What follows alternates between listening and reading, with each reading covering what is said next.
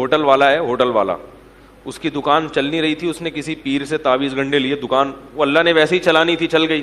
بھائی کبھی نہیں چل رہی ہوتی, کبھی تھوڑے دنوں میں خود بخود چلنا شروع ہو جاتی ہے. اب اس کو اس کے پیر و مرشد نے کہہ دیا دکان تو چلیے مگر 10 بجے دکان بند کرنا ضروری ہے, اگر نہیں بند کی تو یہ کاروبار واپس ریورس ہو جائے گا. اب اس کے ہوٹل میں 10 بجے ٹھیک ٹھاک رش ہوتا ہے, مگر وہ پیر و مرشد کی وجہ سے کیا کر دیتا ہے, بند. مجھے کسی نے بتایا کہ اتنا رش ہوتا ہے سب کسٹمر کو چھوڑ کے نکل لیتا ہے, یہ کہ پیر صاحب نے کہا ہے کہ واپس. میں نے کہا جاہل ہے بیچارہ, فارغ آدمی, اس کو بولو کہ نہ اس پیر کے تعویذ گنڈوں سے دکان چلی ہے اور نہ 10 بجے دکان بند کرنے سے کاروبار ٹھپ ہوگا.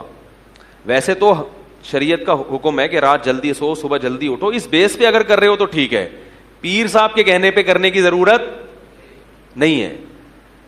اس بیس پہ اگر کر رہے ہو بھائی رات کو جلدی سونا چاہیے صبح جلدی اٹھنا چاہیے, وہ تو ٹھیک ہے. لیکن اگر پیر صاحب نے کہہ دیا کہ 10 بجے, تو پیر صاحب کو بولو بھائی بس یہ تعویذ اپنے پاس رکھو, میرا کاروبار اللہ نے چلانا تھا چلا دیا. کیونکہ اگر پیر صاحب کے تعویذ سے اس طرح بزنس چل رہا ہوتا تو پھر دنیا میں کوئی بے روزگار نہیں ہوتا. میں نے کہا یہ جو پیر صاحب ہیں ان کا اپنا بزنس اس تعویذ سے چل رہا ہے. ہاں اصل مسئلہ کیا ہے, اس تعویذ سے ان کا اپنا بزنس چل رہا ہے. تو ایسی توہمات کی دنیا میں رہتے ہیں. جینا سیکھو تمیز کے ساتھ. توہمات, جو وہمی آدمی ہے خدا کی قسم کبھی بھی سکون میں نہیں رہتا, اس کا اللہ پہ توکل تو ہوتا ہی نہیں ہے. ہمیں اللہ نے حکم دیا ہم گراؤنڈ ریئلٹی کو دیکھ کے فیصلہ کریں, پھر نتیجہ کس پہ چھوڑ دیں, اللہ پہ. دکان چلے گی تو اللہ چلائے گا, نہیں چلے گی تو بھائی نہیں چلانی تو کیا ہو سکتا ہے. پھر بھی نہ چلے تو ایک طریقہ بتاتا ہوں. میرا کمپیوٹر خراب ہو گیا تھا, چل کے ہی نہیں دے رہا تھا. بڑے بڑے دکان والوں کو ان کو دکھا دیا, جو کمپیوٹر انجینئر تھے, نہیں چل کے دیا. پھر ایک صاحب آئے, انہوں نے کہا مفتی صاحب ایک حل ہے میرے پاس, چلے گا, اس کا باپ بھی چلے گا. میں نے کہا کیسے؟ کہہ رہے نیچے بیرنگ لگاؤ دھکا دو چلے گا. میں نے کہا یار یہ تو بڑا زبردست, پھر تو چلے گا نا, کیا خیال ہے؟ تو اگر پھر بھی نہیں چل رہا تو ایسے چلاؤ. اور اگر کوئی بزنس نہیں ہو رہا تو سونے کی دکان کھولو. یہ بھی ہمارے دوست کے ساتھ ہوا ہے. وہ کوئی بھی کاروبار کرتے تھے, دیندار آدمی تھے. بھائی اللہ نے رزق کسی کو دینا ہے کسی کو نہیں دینا, سب کا کاروبار چلنا شروع ہو جائے, غریب تو پھر رہے گا نہیں نا, تو سارے زرداری بن جائیں گے بھائی.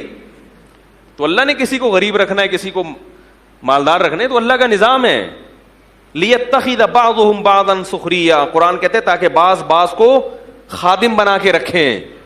ایک صاحب مجھے کہنے لگے, میں نے تجارت کی اہمیت پہ بیان دیا بہت, انہوں نے کہا تجارت کے لیے بھی تو ملازمین رکھنے پڑیں گے. تو ملازمت اگر اتنی بری چیز ہے بھائی, اتنی بری چیز ہے تو ملازموں کے بغیر تو تجارت چلے گی نہیں. میں نے کہا ہم وہی مشورے دیں گے جو آپ کے لیے بہتر ہو, باقی سارے تاجر بن نہیں جائیں گے. ہم تو کہیں گے بھائی آپ کوشش کرو تجارت کی طرف, ملازم بننے کی کوشش مت کرو, کیونکہ بہت سے لوگوں میں بڑی صلاحیتیں ہوتی ہیں پھر بھی وہ کسی سیٹ کے بوٹ پالش کر رہے ہوتے ہیں, باس کی چاپلوسی میں لگے ہوتے ہیں, ہر وقت یس سر جی سر میں لگے ہوتے ہیں, لیٹ آنے پر ڈانٹ کھا رہے ہوتے ہیں, اور بونس کے چکر میں لگے رہتے ہیں, اور سر یس سر کرتے رہتے ہیں. بڑی اللہ نے حالانکہ صلاحیتیں دی ہوتی ہیں, تو تھوڑا سا ادھر اس طرف آؤ. جن کو اللہ نے ملازمت کے لیے پیدا کیا ہے نا وہ رہ جائیں گے. آپ کو اللہ نے ہو سکتا ہے پیدا نہ کیا, آپ خود اپنی حماقتوں سے لگے ہوئے اس میں, تو مشورہ تو اچھا ہی دیا جائے گا نا بھائی. تو کیا کہہ رہا تھا میں, سونے کی دکان کھولیں آپ. ہمارے ایک دوست تھے, کوئی کاروبار نہیں چل کے دے رہا تھا. میں ان کے پاس گیا, انہوں نے کہا یار اب اللہ کا بڑا فضل ہو گیا ہے. دیکھو جو آدمی خوش رہنا چاہتا ہے نا وہ ہر طرح سے رہ لیتا ہے, انجوائے کرتا ہے ہر چیز کو. میں نے کہا اب کہہ رہے اب تو میں نے سونے کا ڈائریکٹ سونے میں ہاتھ ڈالا ہے. میں نے کہا آپ کا تو پاپڑ کا کام نہیں چل رہا تھا پکوڑوں کا, آپ سونے پہ کیسے آ گئے بھائی؟ کہہ رہے اب تو میرے ساتھ میرا بھائی بھی ہے, تو 12 گھنٹے کی ڈیوٹی لگتی ہے, سونے کا کاروبار ہے. کہہ رہے 12 گھنٹے میں سوتا ہوں اور 12 گھنٹے